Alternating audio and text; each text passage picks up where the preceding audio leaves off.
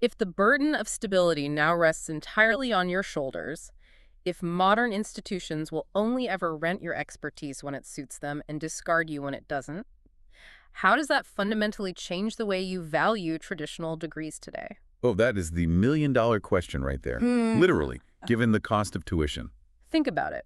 If you were advising a teenager right now, would you tell them to bypass the traditional route entirely and focus instead on mastering the art of being a solvent, highly adaptable mercenary? Would you tell them to take on massive student loan debt to invest in traditional institutional credentials, hoping it buys them security? That's a tough call.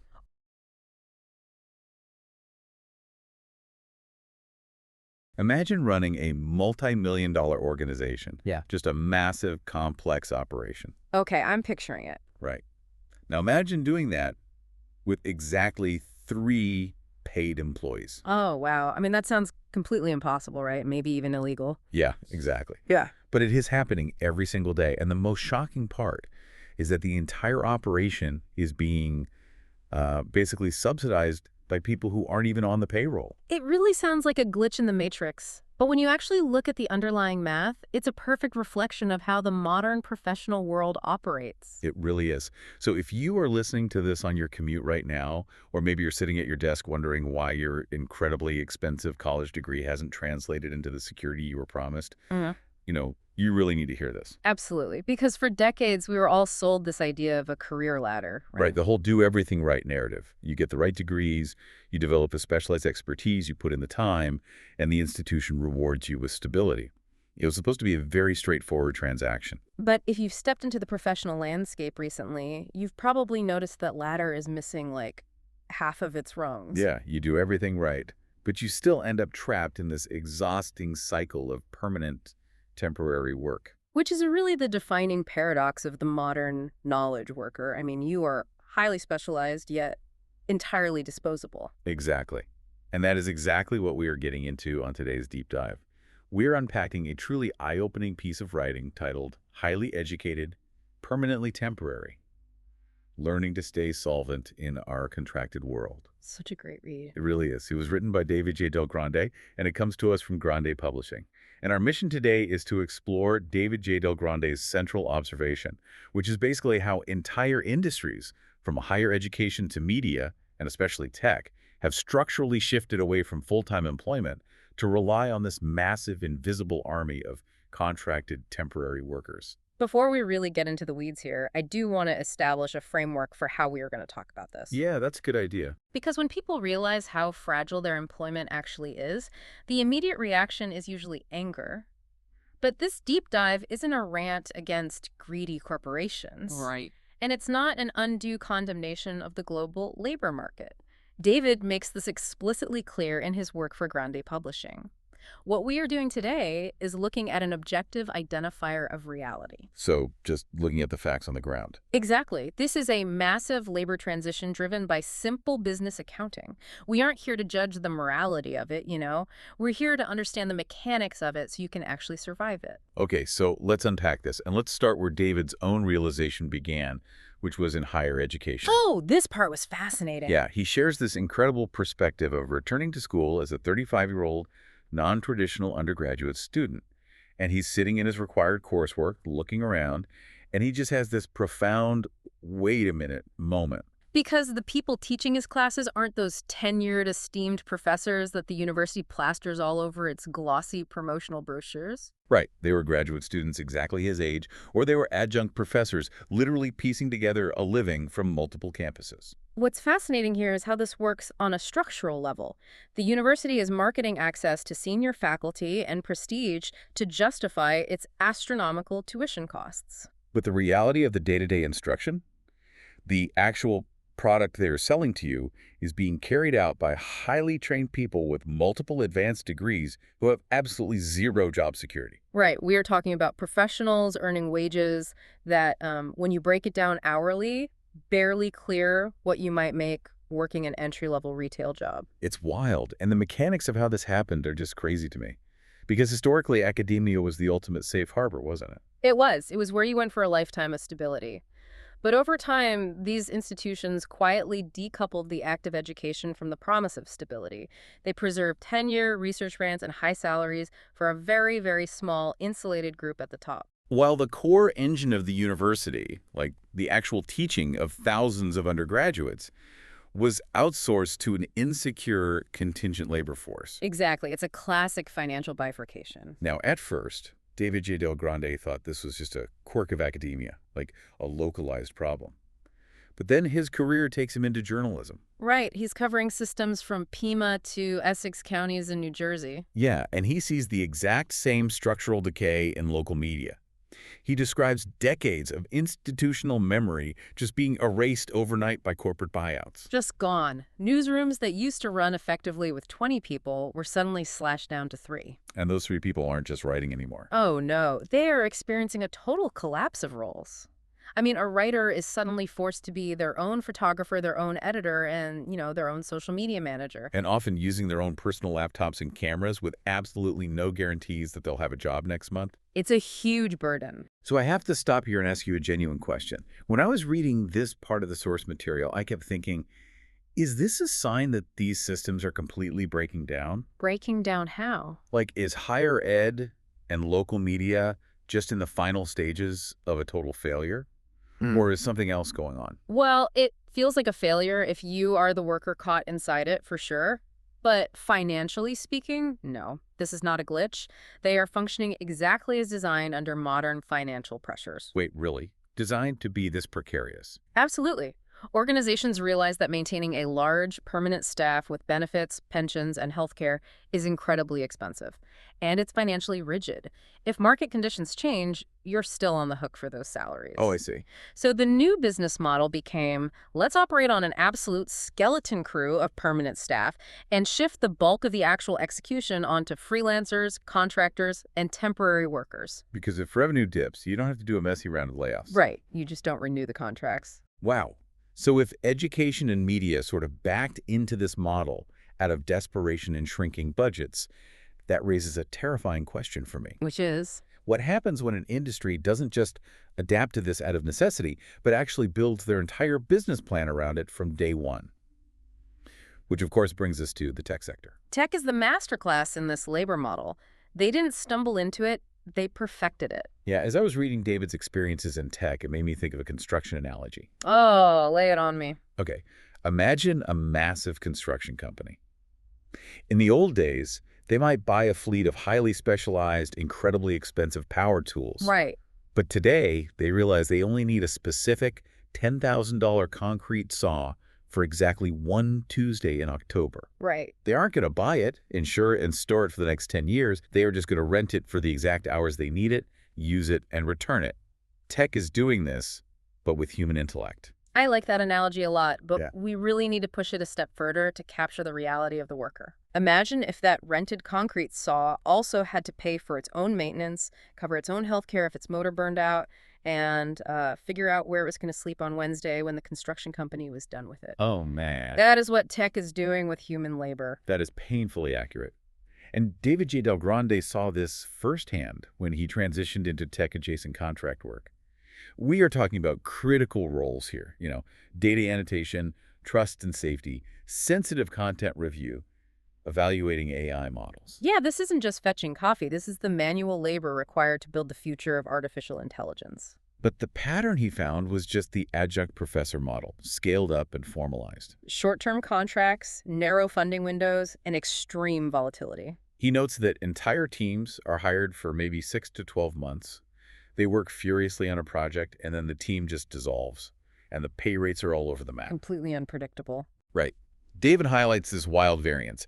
You might make $17 an hour on one contract, jump to $35 on another, or hit $65 if you're extremely competitive and just get lucky.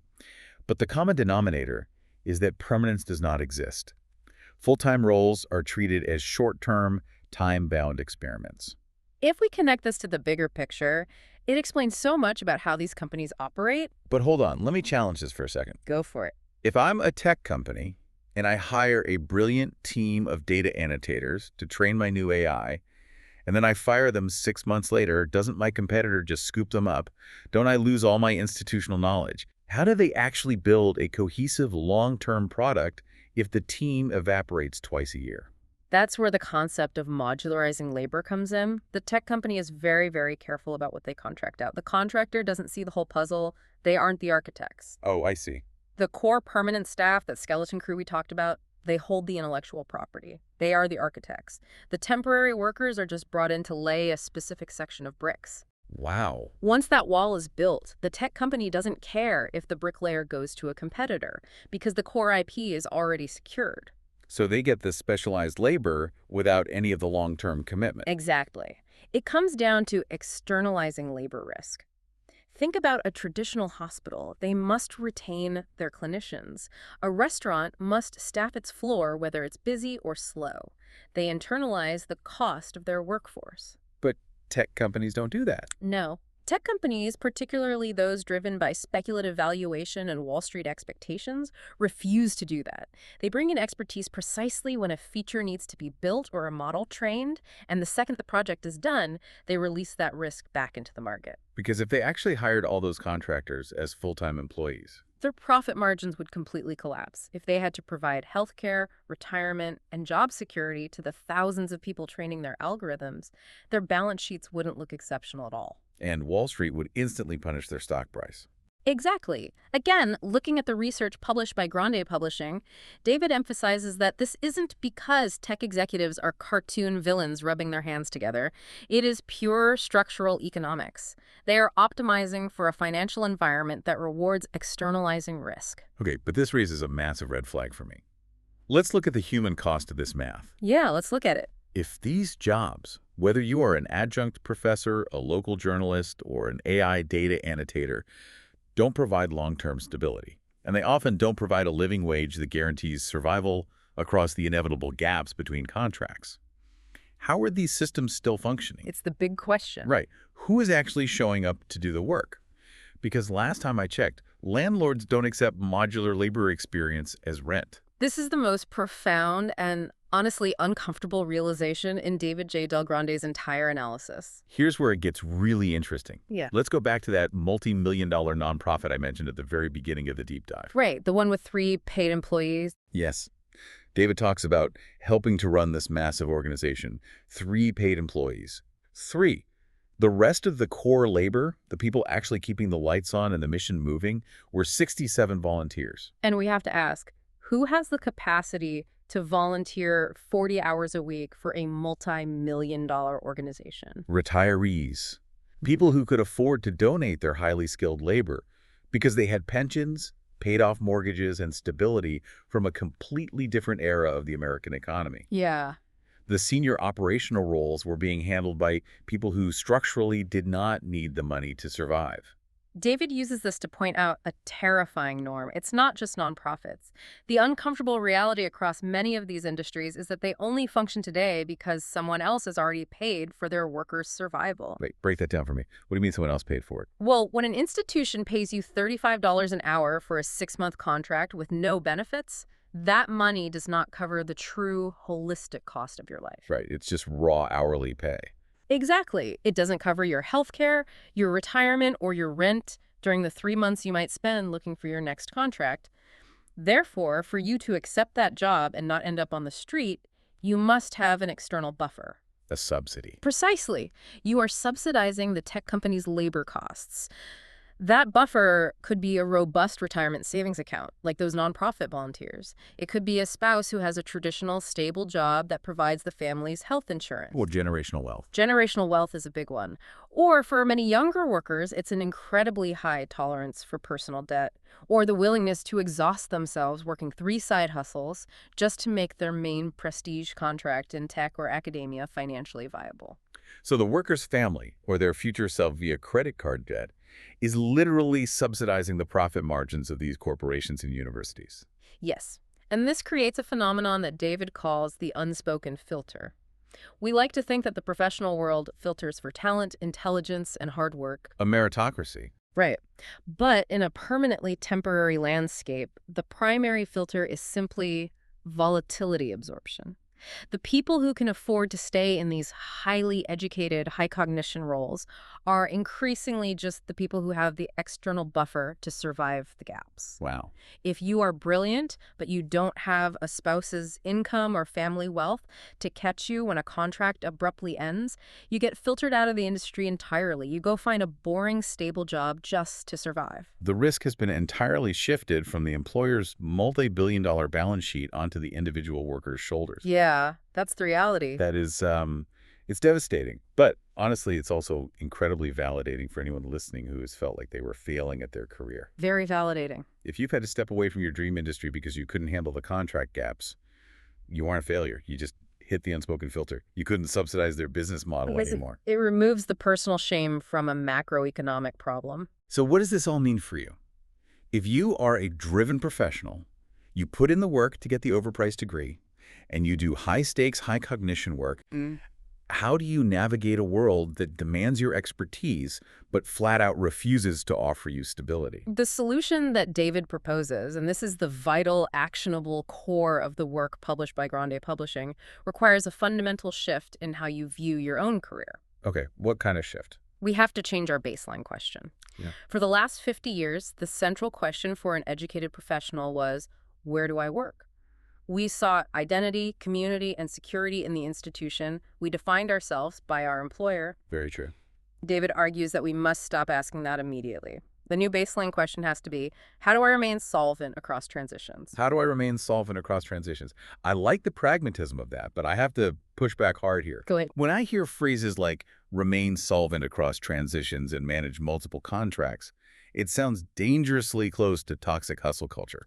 Are we just supposed to accept the grind, celebrate having 4 jobs, and pretend it's empowering that we don't have health care? It's a very fair pushback, and it's a trap a lot of people fall into. But David J. Del Grande strongly clarifies that this is absolutely not an endorsement of hustle culture. Oh, good. Hustle culture is about breathless, uncritical exhaustion. It's romanticizing the struggle. What David is advocating for is cold, practical, candid awareness. Okay. If you are going to commit to this type of high cognition work, you need to have a clear-eyed understanding that these roles are fundamentally unstable and often underpriced for the risk you are taking on. So practically, how does that look? Does it mean setting up an LLC? How do I actually transition from an employee mindset to a solvent mindset? Well, it starts with how you view your relationship with human resources and management. When a company sets your hourly contract rate, they're looking at it strictly as risk management for their bottom line. They are managing their flexibility. Makes sense. As a professional, David argues that you must flip that dynamic. You must treat flexibility as a tool that you control, rather than a punishment imposed upon you. You stop acting like a grateful employee hoping to be adopted, and you start acting like a business of one. You intentionally navigate multiple concurrent contracts so that if one client drops you on a Tuesday, your Thursday income is still secure. So you diversify your income streams. Right. You view time-bounded commitments not as a failure to land a real job, but as the permanent professional reality. You charge a premium hourly rate because you know you have to fund your own downtime and benefits. You focus ruthlessly on your cash flow. Your cash flow and your skill acquisition, rather than giving unreciprocated loyalty to an institution that will dissolve your team the second their quarterly earnings dip. It's a complete reframing of the power dynamic. We started this deep dive talking about the expectation of the career ladder, but David J. Del Grande's work for Grande Publishing paints a picture where the ladder doesn't exist anymore. It really doesn't. You are rock climbing now. You have to secure your own ropes. Whether you are an adjunct professor grading papers at midnight, a journalist wearing 4 different hats to get a story out, or a tech contractor evaluating AI models for $35 an hour, the reality is identical. Yeah. These massive institutions entirely rely on your highly skilled labor, but the economic models they operate under prevent them from ever fully employing you. And once you accept that as a structural reality rather than a personal failing, you can actually start to build a solvent life. You stop waiting for the institution to save you. You stop waiting for the permanent job offer that is never coming, and you start actively managing your own transitions. It strips away the corporate illusion and forces you to deal with what is actually in front of you.